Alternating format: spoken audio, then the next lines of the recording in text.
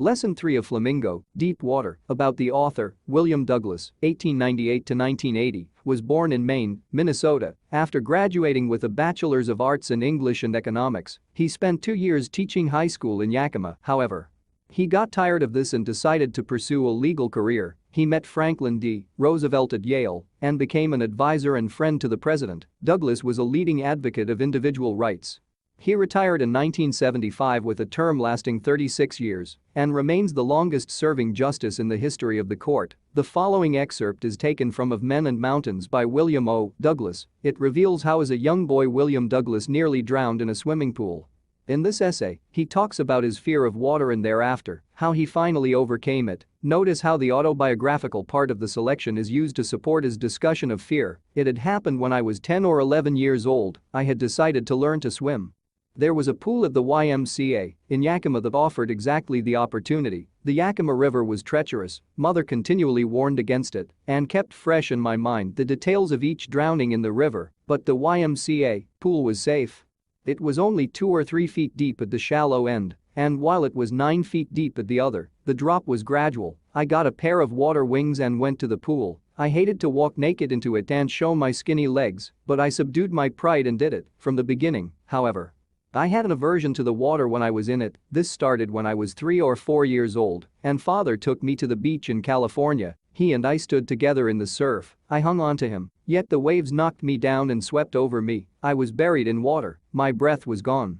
I was frightened, father laughed, but there was terror in my heart at the overpowering force of the waves. My introduction to the YM California swimming pool revived unpleasant memories and stirred childish fears, but in a little while I gathered confidence. I paddled with my new water wings, watching the other boys and trying to learn by aping them. I did this 2 or 3 times on different days and was just beginning to feel at ease in the water when the misadventure happened. I went to the pool when no one else was there. The place was quiet, the water was still, and the tiled bottom was as white and clean as a bathtub. I was timid about going in alone, so I sat on the side of the pool to wait for others. I had not been there long when in came a big bruiser of a boy, probably 18 years old. He had thick hair on his chest.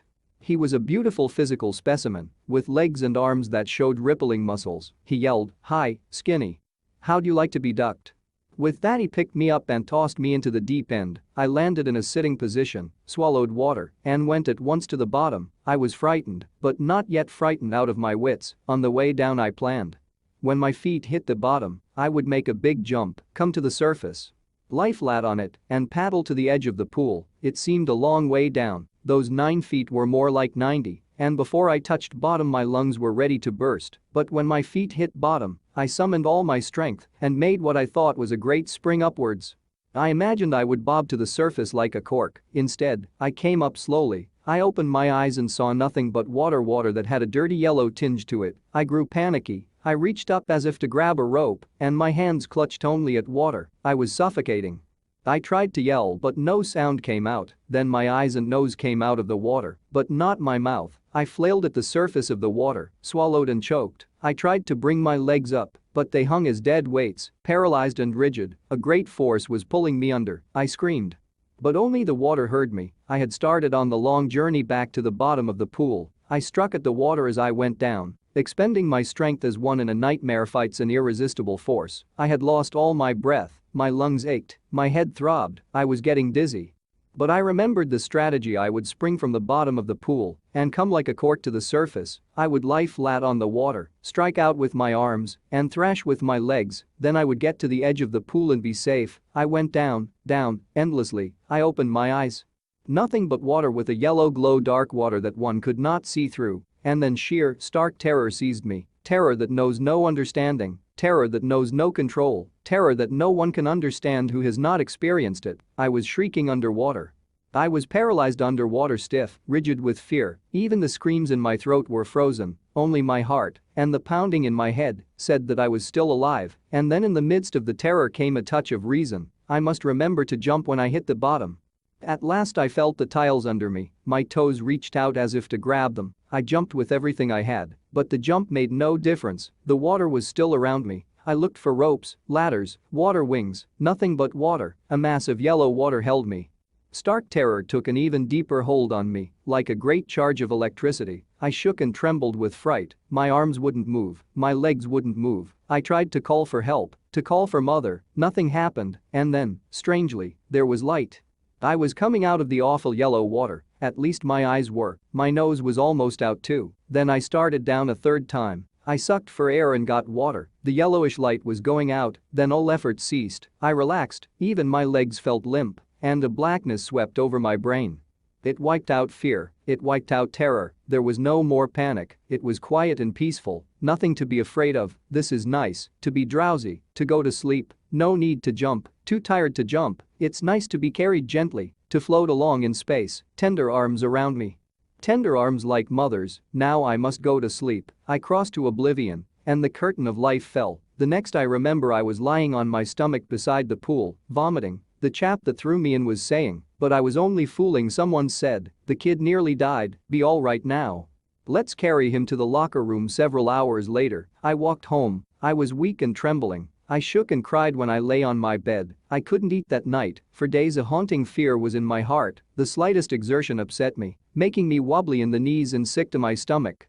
I never went back to the pool, I feared water, I avoided it whenever I could. A few years later when I came to know the waters of the Cascades, I wanted to get into them.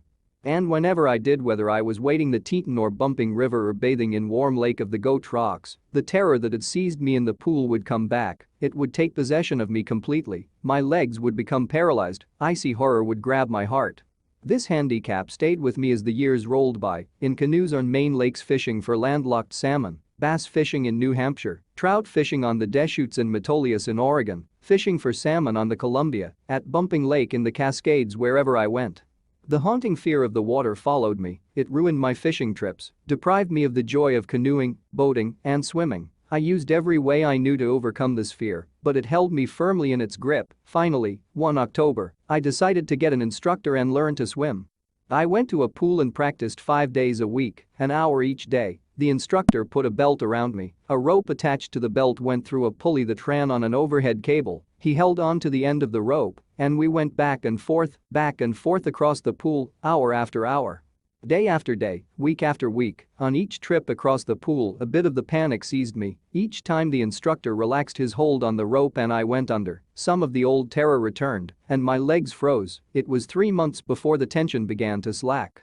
Then he taught me to put my face under water and exhale, and to raise my nose and inhale. I repeated the exercise hundreds of times, bit by bit, I shed part of the panic that seized me when my head went underwater. Next he held me at the side of the pool and had me kick with my legs.